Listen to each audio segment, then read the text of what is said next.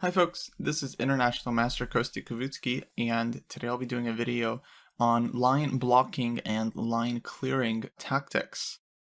These are pretty cool and I think they're fairly easy to understand, but they can be tricky to find in a lot of cases because the moves are often very unexpected and can be counterintuitive. So to start, let's go over line blocking tactics. To define this kind of tactic, it's whenever you typically offer some kind of sacrifice in order to interfere or block with your opponent's pieces, specifically their coordination. This is often referred to as interference as well, which might be slightly separate of a tactic, but very, very similar. So here we have one of the most famous examples of line blocking. This is one of the well-known games from world champion Bobby Fischer in his 11-0 run at the 1963 US Championship. Here playing against Palbenko, Fischer would like to play the move e4, e5 in order to open up a potential mate threat on h7, but this would be met with a very strong defensive move f5, attacking white's queen on h5, and if white takes on e8, black will recapture with the knight, saving his piece and defending his position. And of course, white cannot take on passant because the queen on h5 will simply be captured. So seeing that black has this defensive resource in mind, Fischer unleashed a very nice move, rook f6. Simply putting a halt to the pawn on f7, and the point is that if this rook is captured, now white will play e5 and black does not have this f5 resource, and there is no defense to mate on h7. So after rook f6, white ended up getting a decisive attack and won the game in 2 more moves. So this is at the heart a very nice line blocking sacrifice. The point of white's move is to block the f-pawn, and once black plays bishop takes f6, this bishop now interferes with the rest of black's defense. Here we have another example of a line blocking sacrifice. This is another well-known game. Playing white is Sarawan versus Belyavsky playing black. Here black again has a strong attack against white's king, but it's clear that rook h1 check immediately doesn't really lead anywhere after king to e2. It looks a bit sketchy for white, but white seems to be doing okay. So here comes a winning sacrifice, bishop to f3. And black is sacrificing the bishop in order to cut off the king's escape. It's kind of another variation of where you might be able to use these kind of line blocking tactics. Black is starting mate in 1, and after gf3, white was basically forced to resign because the king is getting mated in all variations. Mate in 1 is starting immediately, and if king g1, black will play queen h8, and mate on the h-file is basically inevitable. So this was a nice sacrifice on the f3 square in order to cut off the escape for white's king and block the king from escaping this mating net.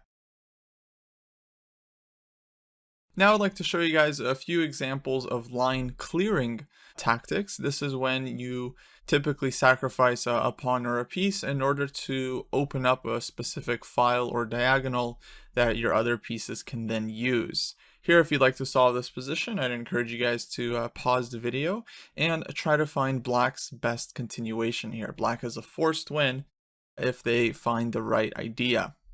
Alright, if you want more time, go ahead and pause the video. And the winning move here is knight to f3. Very strong move. This was played by Keres back in 1936.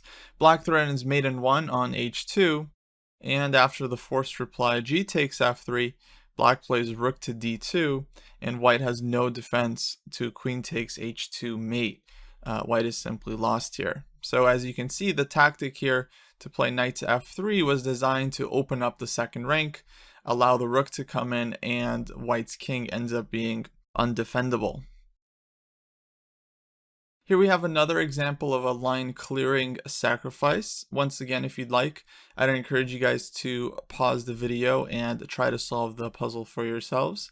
And none of these I expect are too hard for you guys. It's more just to illustrate the basic idea behind the tactic. And then some of the exercises provided with the video might challenge you a little bit more. Here, black's king is definitely exposed, and white is looking for a way to get his pieces in as quickly as possible. Hence the winning move, bishop e4 check, simply clearing the route for the queen to come to h5 with decisive effect. Now, how do you find a move like this in your games? Well, for one, you should already be at the level where you're looking at forcing moves on every turn, and so you should already be kind of examining this bishop e4 check in every position, regardless of whether you know there's a tactic in the position or not. Secondly, with such an exposed king, intuitively you know, okay, if you can try to get as many pieces over to the king side as possible, you should be getting a successful attack, and this kind of pushes your thinking in order to find the most fastest, the most efficient way to get your queen and rooks into the attack. In this case, bishop e4 check is simply crushing. After d takes e4, white plays queen to h5 check, and is going to deliver mate next move with a rook coming to g1. Black has no other choice but to take the bishop. Any king move, king g7 for example, doesn't really change the fate of the game. White can play rook g1 followed by queen h5, and that's just game over. So this is another nice example of line clearing sacrifice, just removing the bishop so that the queen can come to h5 with tempo.